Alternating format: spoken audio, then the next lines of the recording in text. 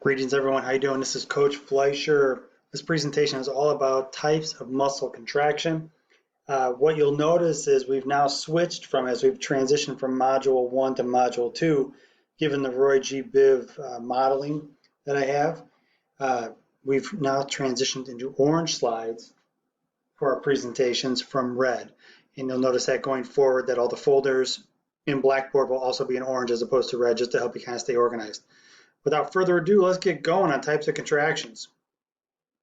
So there's three main ones, right? You have concentric, eccentric, and isometric. And these are the basics. And we'll just start off with, if you think of like when a muscle shortens and you have a load in your hands, you're doing a bicep curl with a barbell, as you're closing the elbow joint, you're contracting the muscle. That's a concentric contraction.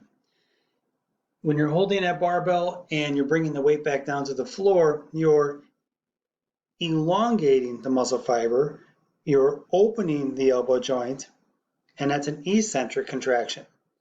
Now, when you have a weight in your hand and you're trying to curl that weight on up and you get stuck halfway and you're stuck and you're shaking, you can't move that bar anymore, the muscle's still contracting, but the length of the muscle is staying the same. So a really easy mnemonic is ISO. Isolateral, iso meaning same, in this case isometric.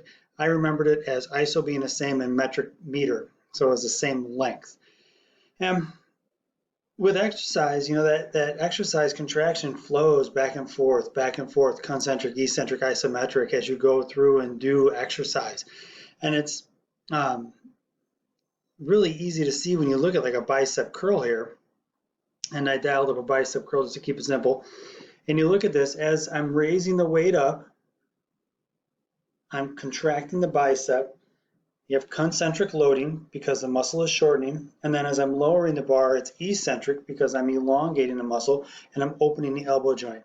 That's a bit of a cycle, right?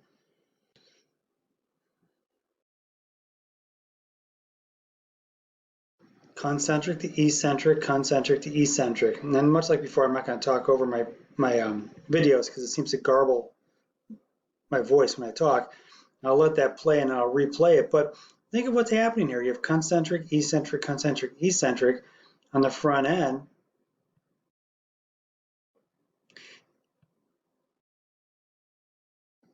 And as I'm dropping the bar down, I'm doing so under control. So that eccentric phase, my muscles are contracting as I'm elongating the muscle.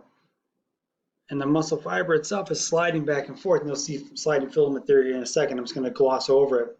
But when you first look at this, you go, well, shoot, the antagonistic muscle group on the back of the arm, instead of going concentric, eccentric, is actually going eccentric, concentric. But there isn't actually a contractile firing response there, right? Because the contractile firing response is all on the front side of the body. So remember, think concentric, eccentric in terms of what's going on. You do have a passive elongation and a passive shortening of the muscle fiber, right? But it's not due to a contractile response from the central nervous system.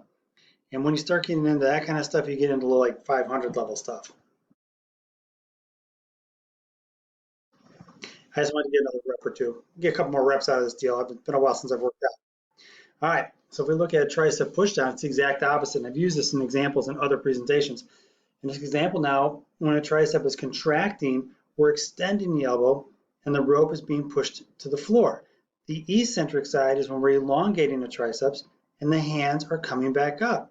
So, you know, the biceps, again, a lot like the triceps in the last example, the biceps have to kind of work passively here. Really not even working, that's a misnomer. They're going to be moving passively through a shortening and lengthening phase while the tricep is doing the work.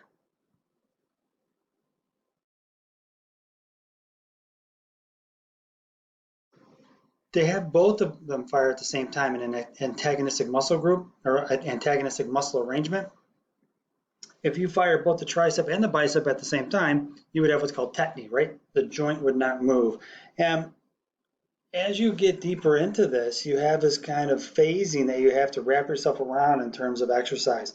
And then you have to kind of wrap yourself around in terms of what's an active contraction, what's a passive shortening cycle for a muscle. And you can use those as tools both in training athletes and training your clients, but also in the prehab rehab world.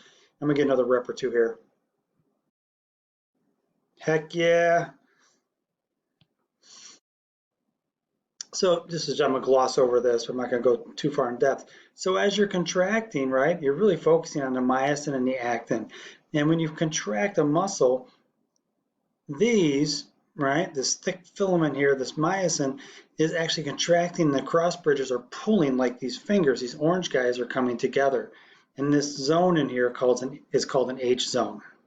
Well, as you contract the muscle and you go to terminal contraction, where you cannot contract any further, meaning like elbow flexion and the bicep can't move the elbow joint any further, you know in terminal contraction, this has closed. There is no space in here at all because the the actin and myosin have worked together in the cross bridge attachments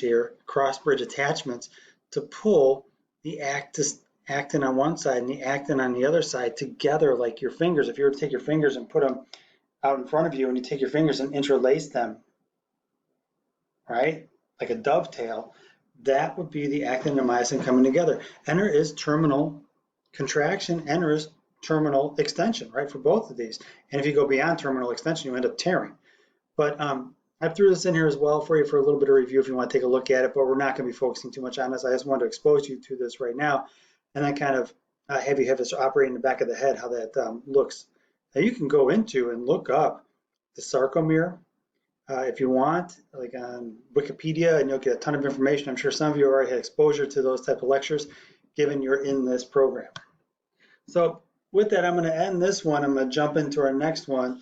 And you'll see these will all kind of dovetail together, much like your fingers did with the actin and the myosin, in terms of several presentations that are much shorter, but they should actually work well together. Signing off.